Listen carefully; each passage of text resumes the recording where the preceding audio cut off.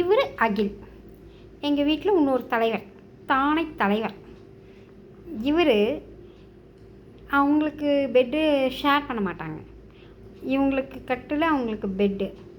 அதில் வேறு யாராவது படுத்துட்டு இருந்தாங்க அப்படின்னா வந்து இங்கே படுத்துக்குவார். இவர் அகில். அவரோட தலகாணி, அவரோட கட்டில், அவர் யாருக்கும் ஷேர் பண்ண மாட்டார். அவரோட பொருள் அவருக்கு வேணும்.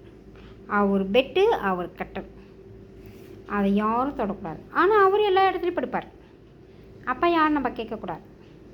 அப்படி தான் அகில், தானை தலைவர் அகில்.